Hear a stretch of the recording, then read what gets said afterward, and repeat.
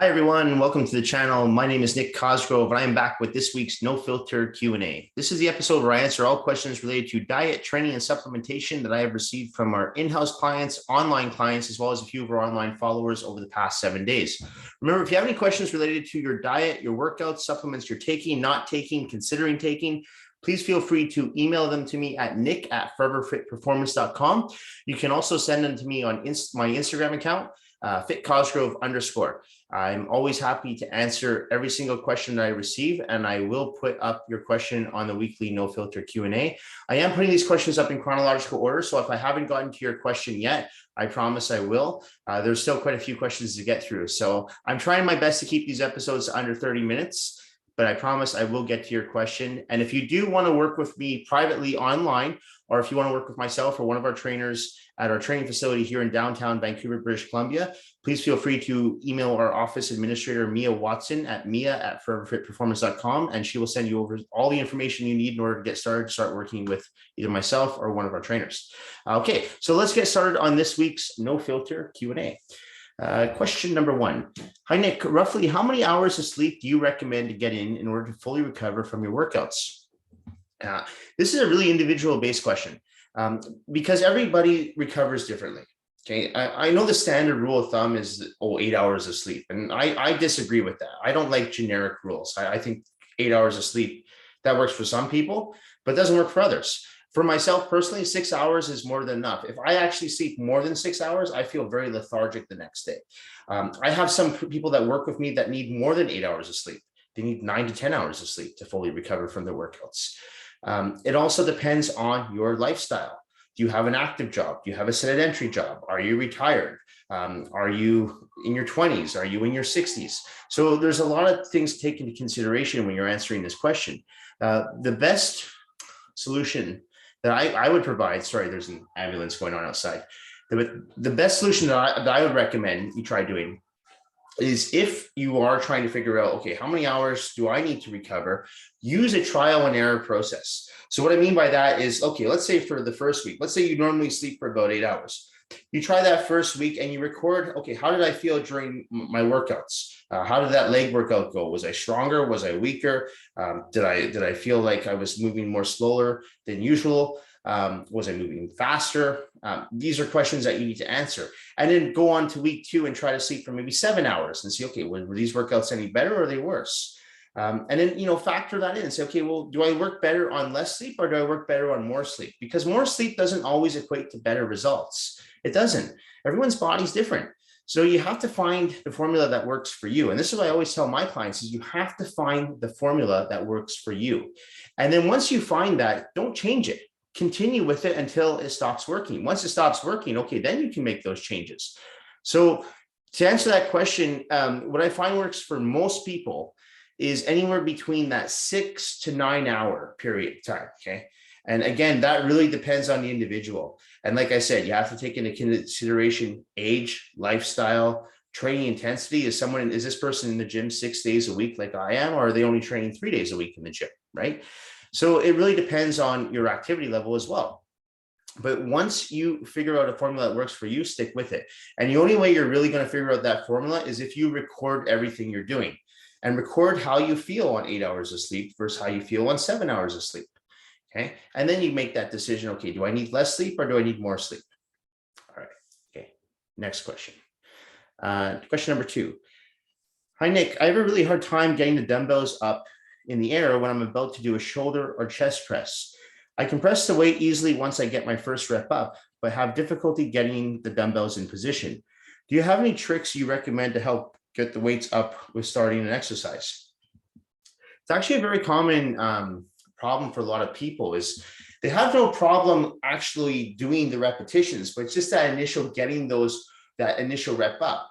So I'll use some Gillette shaving cream here. No plug-in here, I promise. They're just sitting on my desk. So let's pretend these are dumbbells. So if I'm sitting, let's come and do a dumbbell shoulder press, for example. So I'm sitting with the dumbbells on my knees. Okay, what I'm going to do, I'm going to use my dominant side first, which is in my case, my right arm. and I'm going to use a little bit of momentum to get that dumbbell up in the air, okay? So what I tend to do is I'll flip that dumbbell up with my right knee, and then I'll flip that dumbbell up with my left knee. That will get me into the starting position, which on a dumbbell shoulder press will be at ear level. Now, if I'm lifting some really heavy weights, what I might do is I might sit forward a little bit, and I might do this in a one movement where I'll use the right side and then the left side, flip that side up, and then I'll press up right away, okay? That works really well if you're training on your own. Now, if you have a training partner, even better. What I'll typically do with my clients, once they start lifting weights that are pretty heavy to get them up, let's use this seated dumbbell shoulder press again as an example, is I will spot them to get them up. Now, a good spotter will always spot from the elbows, not the wrists. Okay? I hate when I see people spotting from the wrists. So your spotter should be able to help you from this position, push the dumbbells up by grabbing both sides of your wrist and giving you just a little bit of push to get them up there. Then once you go, you're good, right? You don't need it now. Now you're good. It's just that initial gaining up. So if you don't have a training partner and you're a little weary of doing this movement on your own, I would start practicing just with very light weights. Start with 5-pound dumbbells just to get that weight up, just to get that momentum. All you're doing is practicing over and over again to get those weights into the starting position. Once you have that down, you'll be able to knock those out, no problem. If you do have a trainer or you have a training partner, obviously that person can help you because they can support the elbows to get you up in that starting position. That's going to make a huge difference as well, okay? So that's what I would recommend. But honestly, if you're having trouble getting the dumbbells up, could be another issue too. You might have, in the case of, let's say, a shoulder press or an incline dumbbell chest press, you might have some shoulder impingement or a rotator cuff issue. If that's the case, I'd recommend going for some massage therapy to help with that as well, because that's very common, especially with men, okay? But yeah, I would recommend using just a little momentum to get up that first initial rep. And you know, when I'm doing those reps, I don't actually count this as a rep. Then I go down and then I start 1. And it annoys the shit out of all my clients because they say, no, that was 2. I say, well, no, you're using momentum for that first rep, so I don't count it. So if you're on your own and you're getting those weights up, use a little bit of momentum and start off with some light weights just to start, and then just get into the feeling of, okay, how do I get these weights up? The more you practice it, the easier it gets, okay? And if you have a training partner, or if you maybe can ask for a spot from someone from the gym, just make sure, ask that person to spot you from the elbows, not the wrists, okay? You should never spot anyone from the wrist. I'm going to save that for a whole other episode because I see that all the time in the gym, people spotting people from the wrist, and you should always, if you're spotting someone with for the upper body, you should always spot the elbows. Okay, next question. Question number 3. Hi, Nick. I know you recommend having 1 cheat meal each week. However, I feel whenever I have a cheat meal, I tend to overdo it and feel it sets me back a few days. Would it be okay to have one of my regular meals, but perhaps just in a larger portion for a cheat meal? Okay, so I actually don't recommend cheat meals to everyone, okay? I like the standard 1 cheat meal a week for most people, but not for everyone. For myself personally, again, I don't even use cheat meals anymore. I haven't had a cheat meal in probably, I don't even know, maybe a year plus. I like to stick to my foods. I like the foods on my plan. That works for me. And I have other people too, when they do cheat meals, it really throws them off. Okay, so you have to look at the psychological component behind cheat meals with some people, especially if the person you're working with is an emotional eater. I work with some people, if I say 1 cheat meal, I want you to go out and have maybe a burger and fries. That burger and fries, they add on a milkshake, they add in some poutine, maybe they add in an extra burger. And all of a sudden that cheat meal, which was supposed to be about maybe 1,000 calories, turns into 4,000, 5,000 calories quite easily. And that can definitely throw you off your plan. So you have to know yourself and say, okay, can I handle a cheat meal? If a cheat meal is going to set you back, like in this person's case, then what I would advise is not to have that cheat meal at all. And do exactly what you're saying, is have more of the food you like. You know, I work with a lot of people online who are fairly clean eaters, and whenever they have something bad, like a slice of pizza or a burger or a slice of pie or a donut, muffin, cookies, they feel really sick immediately after or the next day after. It's almost like a hangover. So what I usually recommend to those people is, okay, well, you like the food that's on your plan. Once a week, just have a little bit more of it. Save it for maybe a leg day. Leg day, you burn a lot of calories. If you train your legs hard, save it for a leg day. If you like to have peanut butter, instead of having 1 tablespoon of peanut butter on your chicken and rice, go for it and have maybe 3 tablespoons, or throw those 3 tablespoons in your peanut butter.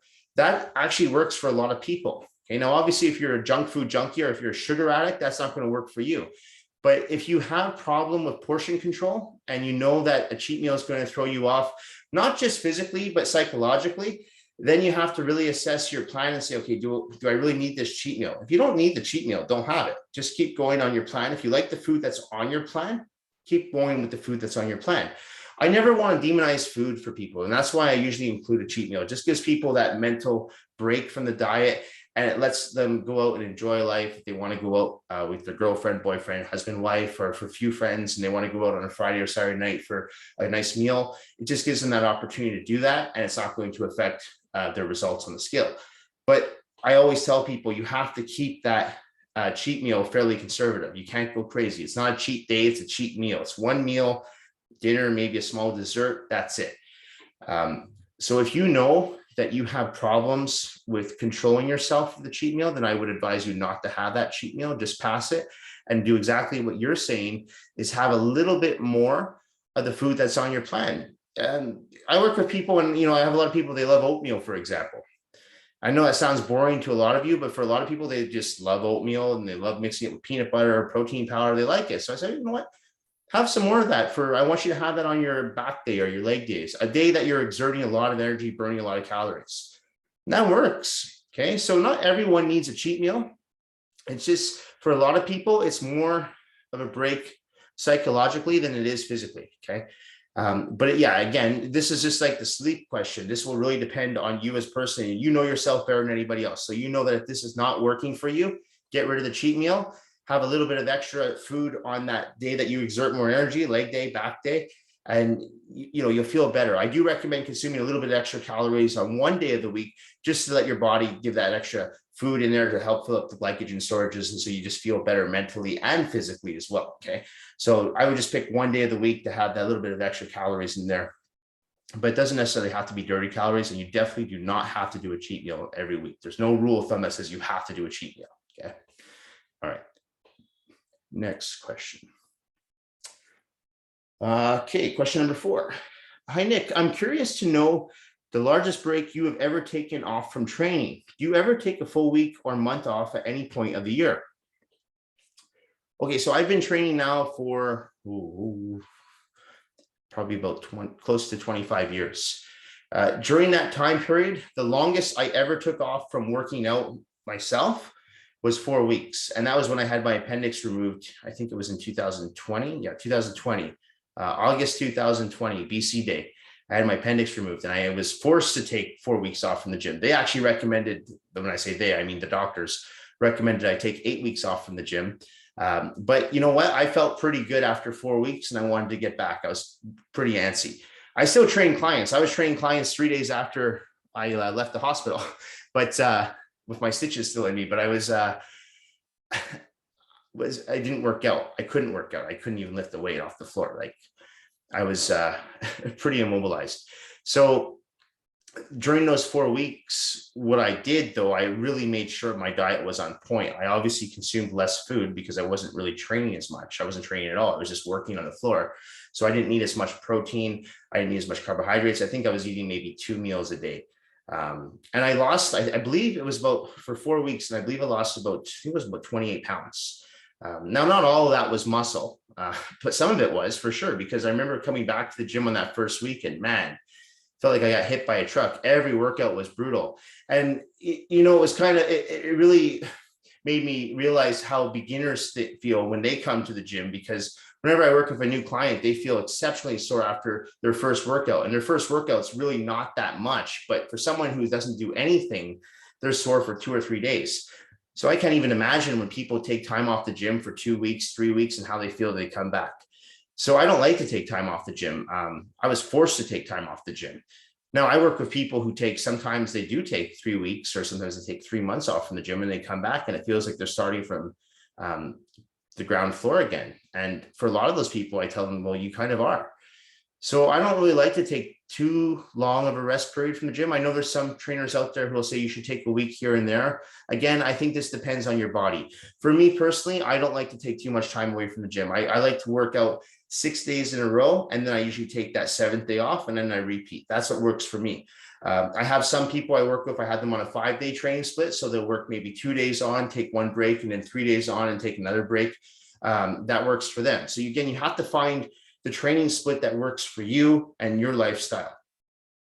For myself though, I noticed the more time I take off, the weaker I get coming back to the gym. So my body likes to train. It works well for me physically. It works well for me mentally.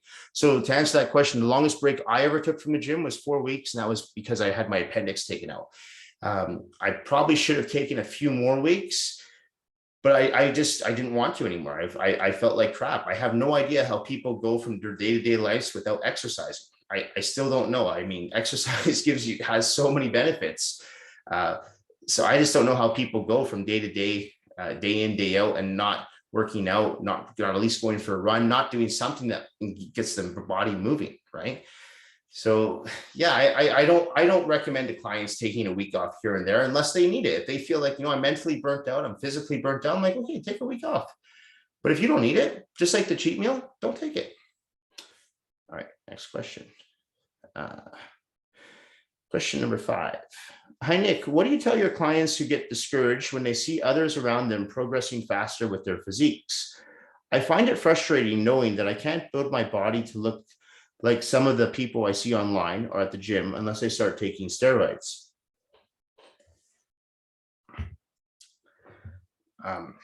Okay. Well, I tell my clients, stay in your own lane. Okay. Don't worry about the noise that's going on around you.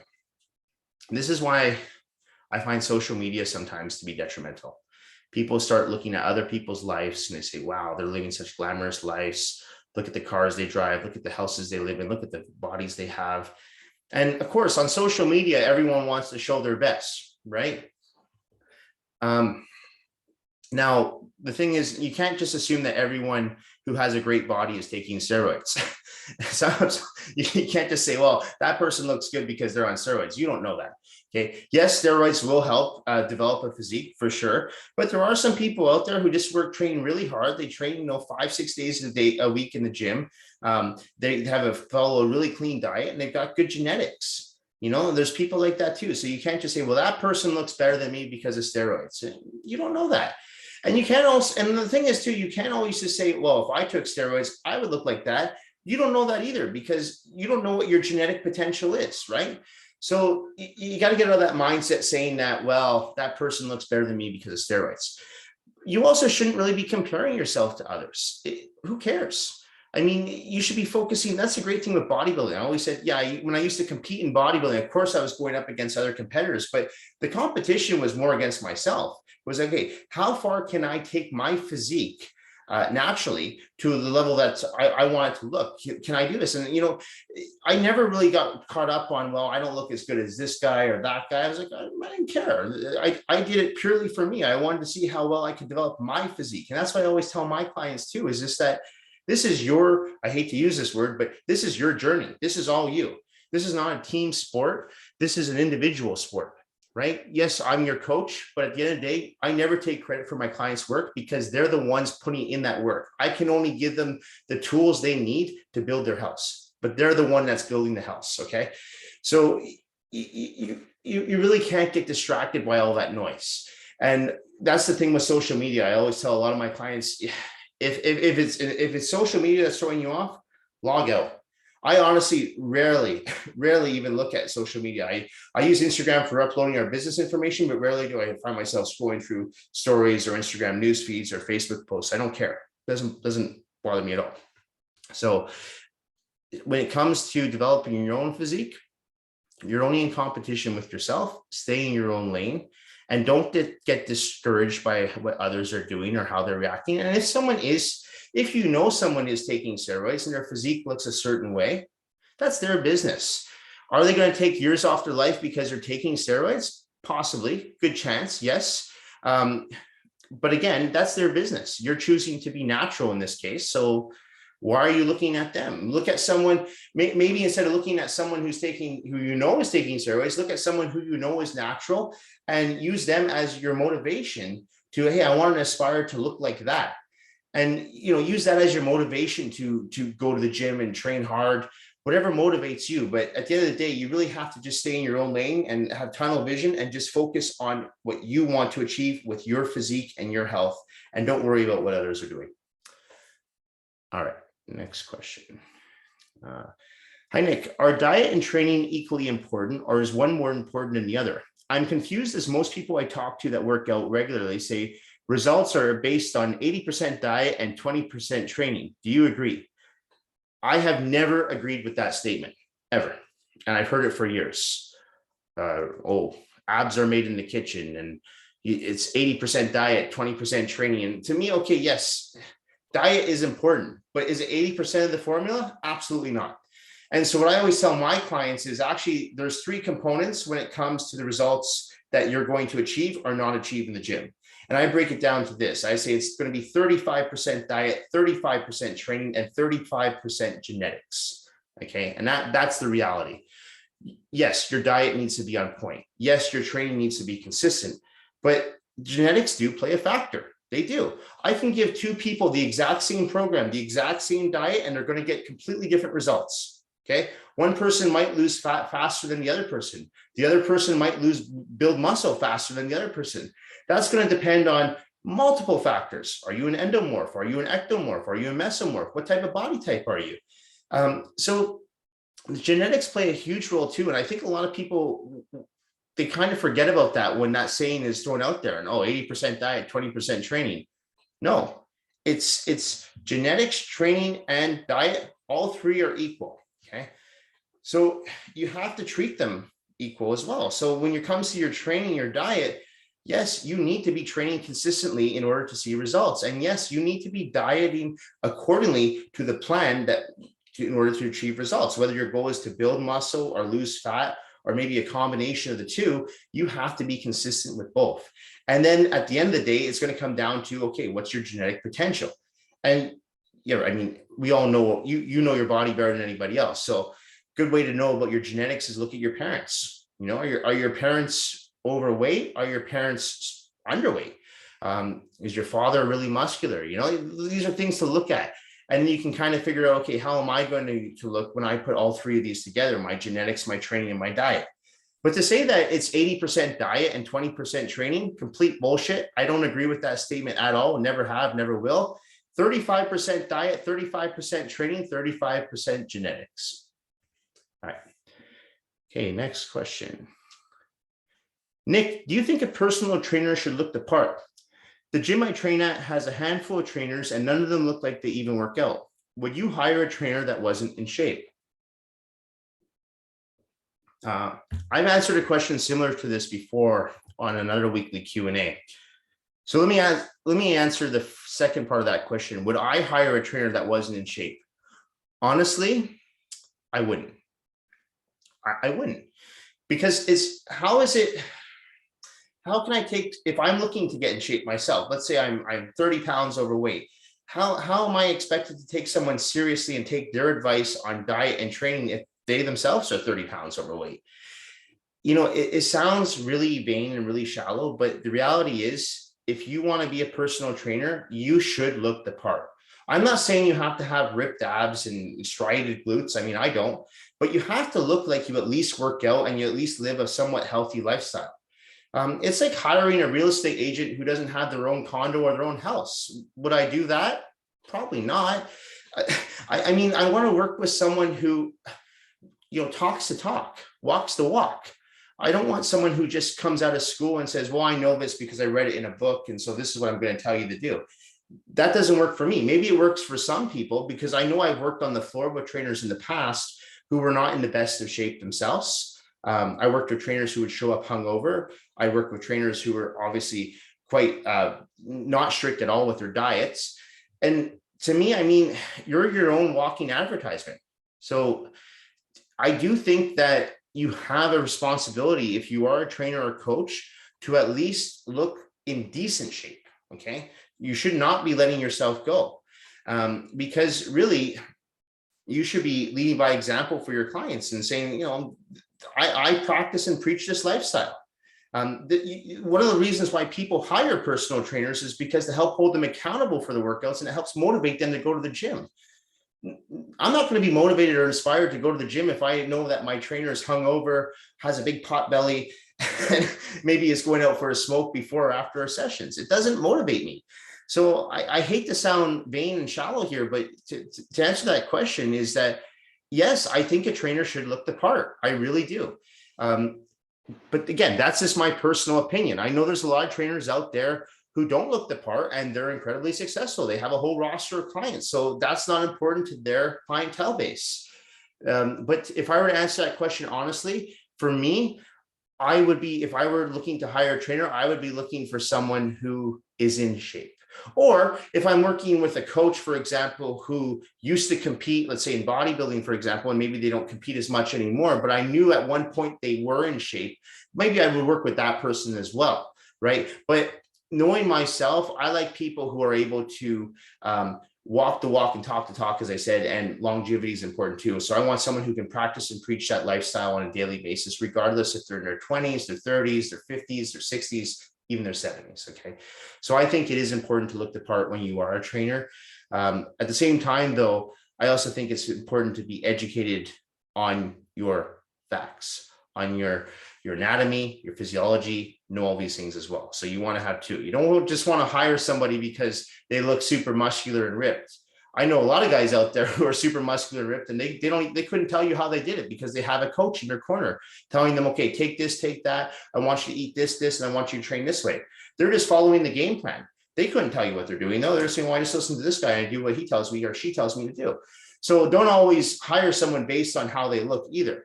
But do I think a trainer should look the part? Absolutely. Okay. Nick, could you please elaborate more as to why you don't count calories with your nutritional plans? I always thought you have to be on low calories in order to lose weight. So don't calories matter? You don't necessarily have to be on low calories to lose weight.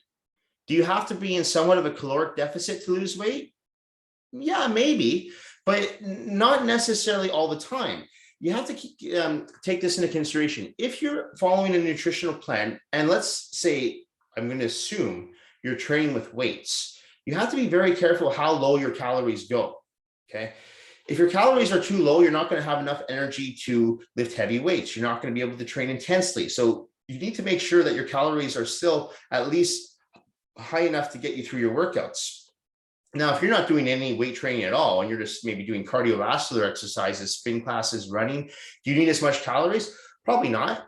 But with weight training, you do. So instead of counting calories, what I tend to look at with a lot of my clients are the macronutrients and the micronutrients of the food, right? The foods that they're consuming. Micronutrients being the quality of the food that they're consuming. Okay, that's more important to me than calories.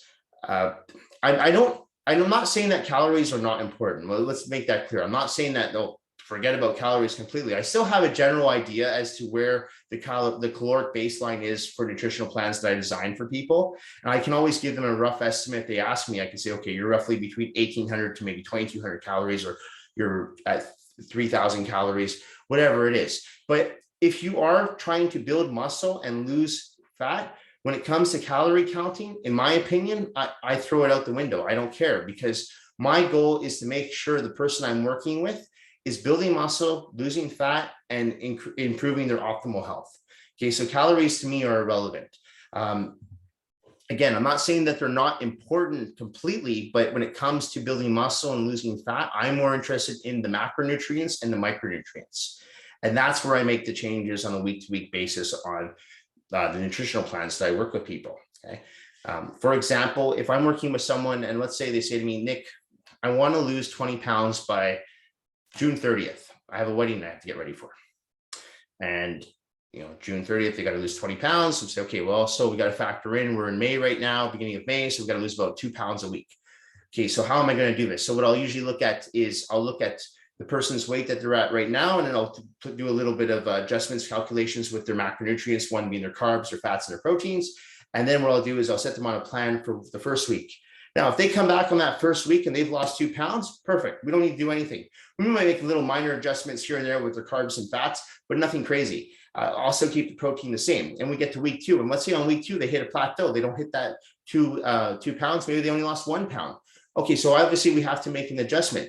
Now, that adjustment doesn't necessarily mean that we have to take out carbohydrates or we have to completely like decrease the fats. We might actually have to do something like maybe we have to rotate. So yeah, we might decrease the fats and we might increase the carbohydrates and rotate the protein. So again, this will depend on the person I'm working with. It'll depend on how often they're training, their training intensity, how much weight they have to lose, man versus woman, fast metabolism versus slow metabolism. Okay, so that's what it comes down to. Okay, so calorie counting to me, when it comes to building muscle and losing fat, is irrelevant. If you just want to lose weight on the scale and you don't care if you're losing muscle, go ahead, count calories. It works. Yeah, you put yourself in a caloric deficit, 3,500 calories for 1 pound. I'm not arguing with that. But don't be surprised if you go on a calorically restricted diet if you lose muscle, because you most likely will. Okay, next question. Nick, is there a natural way to get rid of cellulite? I'm noticing it more and more in my lower bum and upper hamstrings area. I run 4 times a week and take a spin class twice a week. I had this question actually from one of my in-house clients. I think it was last week. She asked me the same question. So here's the problem. In your case, it doesn't look like you're doing any resistance training. Now, I don't work with you, so I don't know this for sure, but you didn't mention that you were doing any resistance training. So here's the thing is, if you're not doing any resistance training and you've developed cellulite, my recommendation is to get your ass literally in the gym. Okay. Start doing your squats, start doing your lunges, start doing your deadlifts, straight leg deadlifts, start doing your hip thrusts, do all these exercises for the lower body, and don't just do them for a month, do them for at least 6 months consistently. Learn how to execute the exercises properly, hire a trainer, hire a coach. You know, there's going to be a trial and error period again, learning how to do these exercises. Once you have developed the baseline though, and you know what you're doing in the gym, you're going to build muscle, right? So if you're someone who only does cardiovascular activity, yeah, you have some muscle, but cardiovascular activity does not really build lean, hard, solid muscle. It builds some muscle, but it doesn't really build hard muscle, right? And as we age, we have to watch, because what happens with skin, you see that happens with a lot of people, you know, you can see it on me, and my start to get these wrinkles, start to get these lines, right? And that happens, you know, the skin starts to loosen up as we age. So what I find works well for a lot of people is when they do weight training, it kind of keeps those muscles tight around the skin, tighter over the muscles. So before you go through any surgeries to get rid of cellulite or any creams, my recommendation is to go really hard in the gym with weights. For a lot of women I work with, if they can, I recommend they train lower body twice a week. Okay, and I usually have I have 2 separate leg workouts, one being quads, a full day dedicated to quadriceps, and then I have a full day dedicated to hamstrings, glutes, and calves. So they have 2 completely separate leg days, but they do them every twice a week, every 7 days. And I sometimes do that with some of my guys too, but I always do that with my women that work with me online. And if I have a few in-house clients, a lot of my women that work with me in the gym, they like to come to, I have that I teach, I have 3 leg classes, and they like to come to about 2 or 3 of those leg classes a week.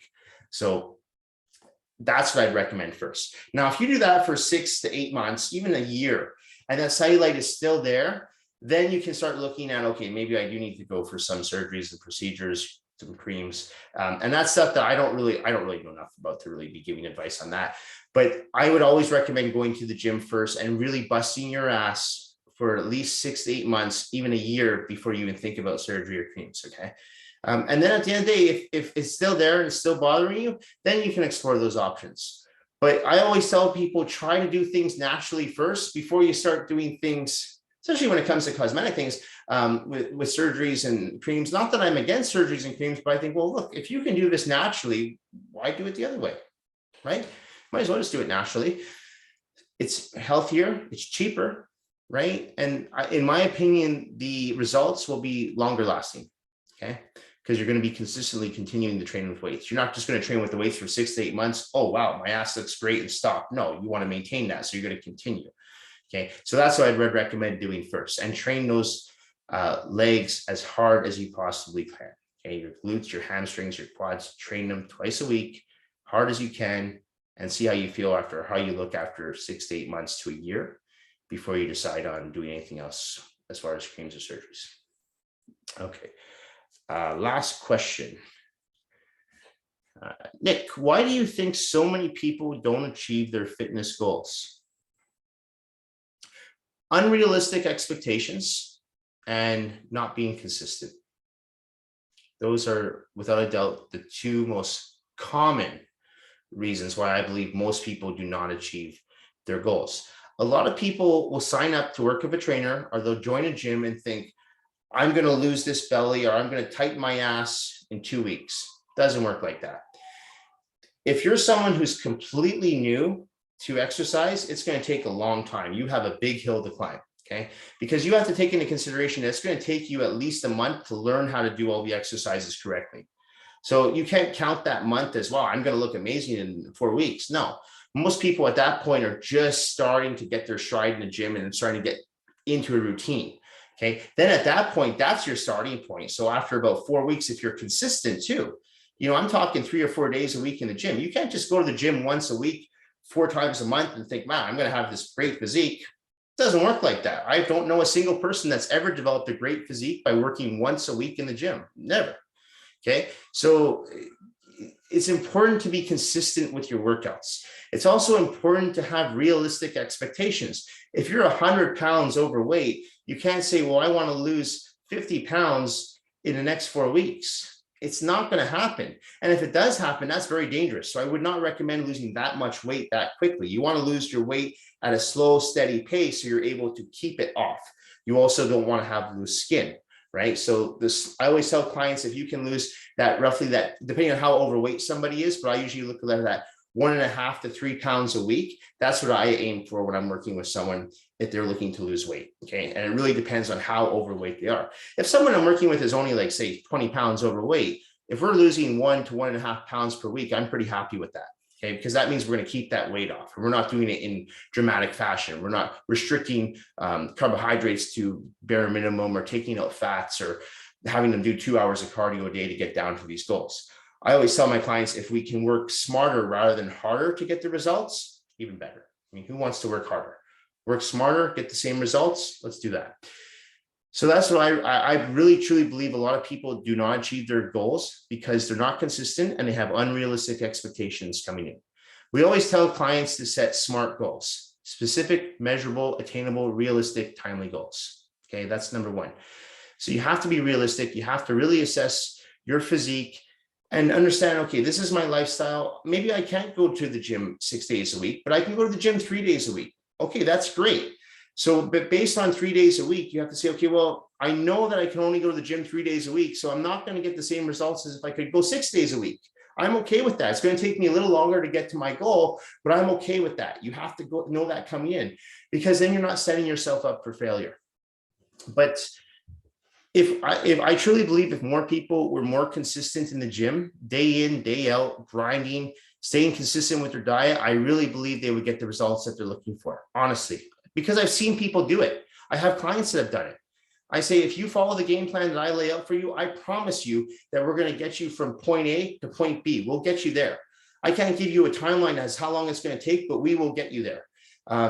And it's going to take work on their part for sure. And they know that. I tell them that coming in. I say, if you're not willing to put in the work, you're not going to get the results because I can't do the work for you. And that's why I don't take credit for my clients' results, because they do the work, not me. I'm just giving them the tools to build their house, as I mentioned earlier. Anyway, that's it for this week's No Filter Q&A. This should be going up on Thursday evening. Remember, if you do have any questions related to your diet, training, or supplements you're taking or not taking or considering taking, please feel free to email me at nick@foreverfitperformance.com, or you can also DM them to me on my Instagram at @fitcollegegrove_. Guys, thank you so much for watching this evening. I will see you all next week. Bye for now.